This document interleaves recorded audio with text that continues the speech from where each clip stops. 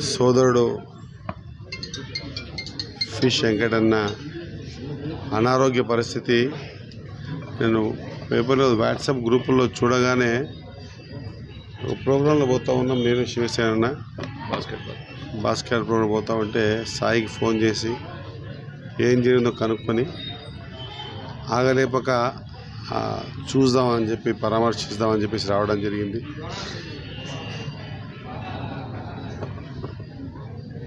తన నటనతో తెలంగాణ మారుమూల యాస భాషను వెండి తెరకు పరిచయం చేయించిన వ్యక్తుల్లో ఇద్దరు ముగ్గురు ఉంటే ఆ ఇద్దరు ముగ్గురులో మన ఫిష్ వెంకటన్న ఒకడు.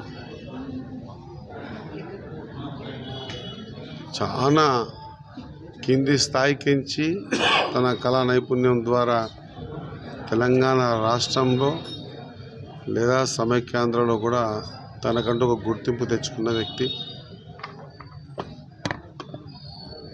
ఖచ్చితంగా భగవంతుని ప్రార్థిస్తూ ఉన్నాం.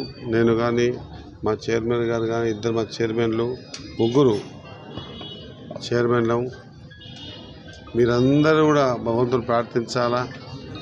ఈ స్థాయికించి ఎదిగి ఈ స్థాయికి వచ్చి ఈరోజు అనారోగ్య కారణం చేత ఈ కళ ఆగిపోవద్దు. భగవంతుని దయ వల్ల ఆయనకు అంత మంచి జరగాలని కోరుకుంటూ కుటుంబ సభ్యుల్ని కూడా నేను ధైర్యం చెప్తూ వాళ్ళకు మాట కూడా చెప్పడం జరిగింది.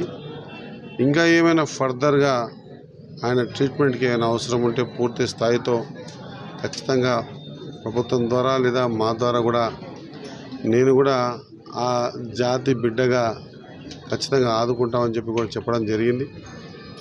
100% ఆయనని గుర్తుపట్టని వ్యక్తి అంటూ ఉండడు. అందరి హృదయాల్ని చూరగొన్న మా సోదరుడు ఫిష్ వెంకటన్న త్వరగా కోరుకోవాలని వైద్యులతో కూడా మాట్లాడడం జరిగింది. ఖచ్చితంగా ఏ కారణం కూడా ఉండకూడదు మనం చేసే ప్రయత్నంలో. పరిపూర్ణంగా ఆయన ఆరోగ్యవంతుడై మళ్ళా తన నటన జీవితంలో వెళ్ళి మనందరినీ కూడా తన నటన నైపుణ్యంతో మైపరిపించే విధంగా ఆ భగవంతుడు ఆయనకు ఆశీర్వాదం ఇచ్చి ఆరోగ్యం మంచిగా చేయాలని కోరుకుంటూ ఖచ్చితంగా ప్రభుత్వ పరంగా కూడా నేను సినిమాటోగ్రఫీ మా సోదరులు కోమటిరెడ్డి వెంకటరెడ్డి గారికి కూడా ఈ విషయాన్ని అందజేస్తా. ఖచ్చితంగా ఆయన్ని ఆరోగ్యపరంగా మంచిగా ఈ విధంగా చూస్తామని తెలియజేస్తాను. Thank you.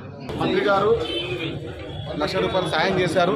ఇది చాలా, ఎందుకంటే రాజకీయంగా కాకుండా వ్యక్తిగతంగా ఆయన శాలరీ నుంచి ₹1,00,000 ఫిష్ వెంకట గారికి ఇవ్వడం జరిగింది. ఎందుకంటే ప్రభుత్వ పరంగా పూర్తి సహాయ సహకారాలు ఉంటాయి.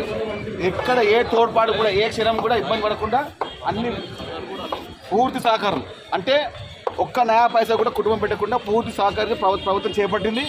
ఫిష్ వెంకట్ గారిని కాపాడుకోవడం ముఖ్యమంత్రి రేవంత్ రెడ్డి గారు, అదేవిధంగా మంత్రి శ్రీహరి గారు అందరూ సహకారంతో పూర్తి విధంగా కాపాడుకుంటున్నారు.